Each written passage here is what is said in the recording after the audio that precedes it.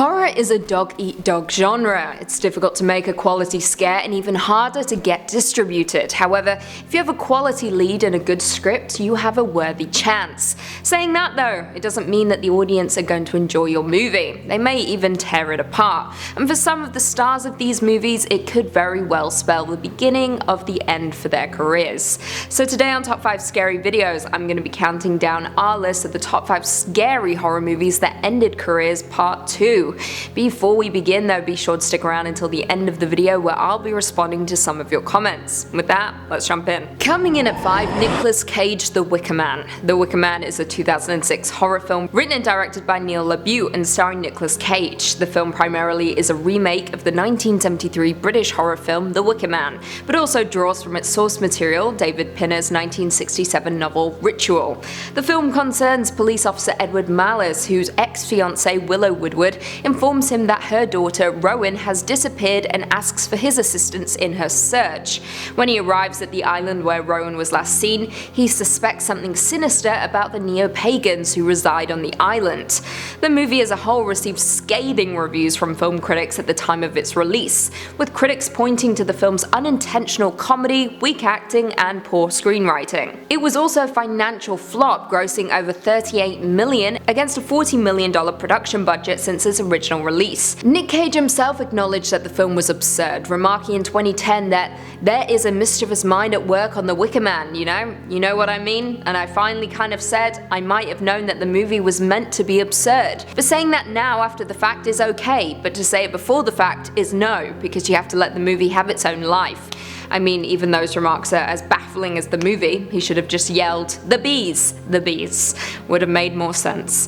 Prior to the mess that was The Wicker Man, Nick Cage had an absolutely stellar career, appearing in works such as Birdie, Peggy Sue Got Married, Moonstruck, Con Air, Face Off, and Gone in 60 Seconds. However, since The Wicker Man, he has starred in National Treasure, Next, Drive Angry, Teen Titans Go to the Movies, and Mum and Dad. He has failed to make any mark in the industry since the 90s, quote me on that, and it's clear to see that The Wicker Man marked the beginning of the end. In at number 4, Minka Kelly, The Roommate. The Roommate is a 2011 psychological horror directed by Christian E. Christensen and written by Sunny Malley. The film stars Leighton Meester and Minka Kelly and tells the story of a college freshman, Sarah, who arrives on campus for the first time and befriends her roommate, Rebecca, unaware that the girl is becoming dangerously obsessed with her. The movie is a modern-day take on Single White Female, the 1992 thriller starring Bridget Fonda and Jennifer Jason Leigh, which tells the story of a woman who advertises for a new roommate and finds that something very strange is going on with the tenant who decides to move in. However, I digress. The Roommate was a critical failure, with it holding an approval rating of just 4% on Rotten Tomatoes, with the general consensus reading, "Devoid of chills, thrills, or even cheap titillation. The Roommate isn't even bad enough to be good." Keith Staskowitz of Entertainment Weekly even went on to give the film a D, aka my high school grades, stating that it is really just a far below par thriller that desperately wishes it was a different movie, a longing it shares with the audience. However, he did go on to praise Leighton Meester, stating, "She brings the slightest trace of something fascinating to her role. When she smiles, it's perfectly located between a sweet display of affection and a snarling warning." However, nothing good was said about Minka Kelly, sadly, who after her role in The Roommate hit a steady decline when it came to her career. Prior to the movie, she appeared in works such as What I Like About You, Devil's Highway, and 500 Days of Summer. However, since the failure of The Roommate, she has only appeared in works that flopped, such as the Charlie's Angels TV series and Jane the Virgin for 3 episodes. But you all know how I feel about Jane the Virgin. However, she did voice a character in Detroit Become Human, so she has some redeeming qualities in my eyes. Coming in at number 3, Cam Gigonde, The Unborn. The Unborn is a 2009 supernatural horror film written and directed by David S. Goyer. The film stars Odette Annabelle as a young woman who is tormented by a Dybbuk and seeks help from a rabbi.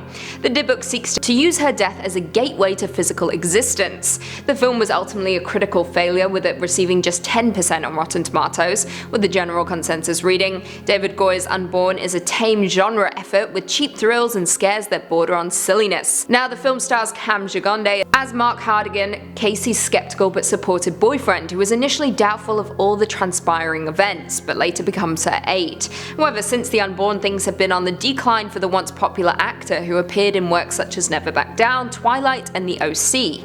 He was once upon a time a teen heartthrob and on all of our screens. However, since The Unborn, he has appeared in The Roommate, Burlesque, Nanny Cam, and Black Site Delta.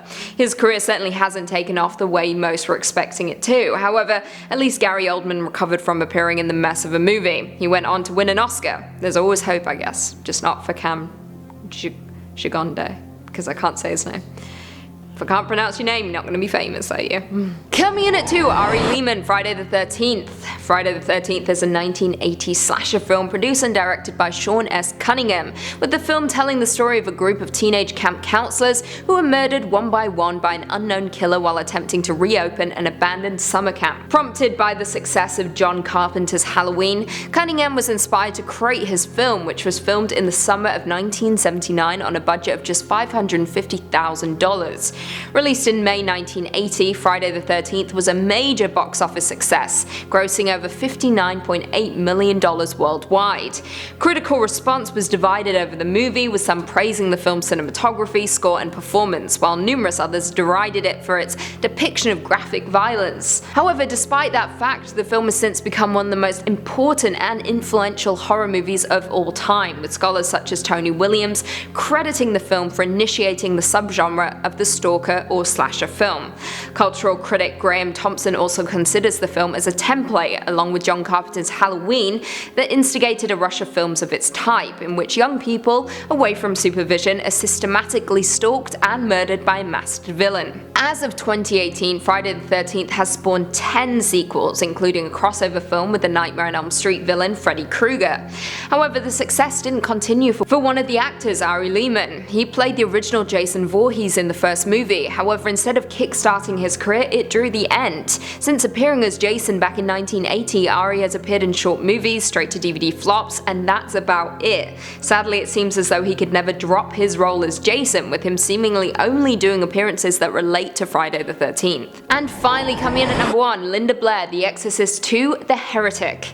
Exorcist II: The Heretic is a 1977 horror film directed by John Boorman and written by William Goodhart. It once again stars Linda Blair and is a sequel to William Friedkin's 1973 film The Exorcist, based on the 1971 novel by William Peter Blatty and the second installment of the Exorcist franchise. The film itself is set 4 years after the original film and centers on the now 16-year-old Regan McNeil, who is still recovering from her previous demonic possession. At the time of its release, the film was deemed to be a critical failure and is often considered to be not just the worst film in the series, but also one of the worst major films of all time. It was also the last film to feature veteran actor Paul Henry. When the movie first hit theaters, the film inspired derisive audience laughter in New York City. William Peter Blatty claimed to have been the first person to start laughing at the theater in which he saw the film, only to be followed by other viewers. Director of the first Exorcist, William Friedkin, claimed to have watched half an hour of the film. I quote, "I was at Technicolor and a guy said, 'We just finished a print of Exorcist 2, do you want to have a look at it?' And I looked at half an hour of it and I thought it was as bad as seeing a traffic accident in the street. It was horrible. It's just a stupid mess made by a dumb guy." Now, as I previously mentioned, Linda Blair reprised her role in Exorcist 2 as Regan McNeil. However, it was to spell out the beginning of the end for a promising star. Following the critical failure of the movie, Linda Blair went on to appear in only a handful of movies and TV series, mostly as a bit actor or appearing in straight-to-DVD flops. She was once on the rise, but signing on to The Exorcist 2 destroyed all of that. Not to mention, she's not the nicest person in real life. I saw her at Fan Expo once. She refused to talk about The Exorcist. Why show up if you're not going to talk about the thing that you're being paid to be there for, you know? That's all I have to say about that. Well, there we have it. Do you guys agree with that list? Were there any horror movies that we missed? Leave us all your thoughts and feelings in the comments down below, and perhaps we can do a part 3. Before I go though, I just want to respond to a few comments from one of our last videos. Top 5 scary mysteries about the Bennington Triangle. Desolation of Encrypted Tomb said, "Dame Lucy, it just keeps getting better. Keep slaying, Pale One." I only know how to slay, so I will keep slaying. Adam Jenks said, "I live within an hour of Bennington, Vermont. I love hearing about local lore. Top work, Lucy. Hail to the Queen, baby." That made me cringe all over, but that's pretty interesting that you live so close to it. Just don't go in the woods, that's where people die. David J. Thompson said, "Lucy, do you and Keegan have a bet on who can appear the most white? Just wondering, love the content." Keegan doesn't stand a chance, not next to me. Do you know how white I am? If anything, the lights add color to my pale skin. If you saw me in real life, you'd realize I'm as white as a ghost. The Silver Knight said, "Have you guys done a video of the Bermuda Triangle? I don't believe we have, but we should. Thank you." And on that note, if you haven't already, be sure to give this video a big thumbs up, subscribe, and turn on notifications so you never miss another scary vid. And until next time, see you later.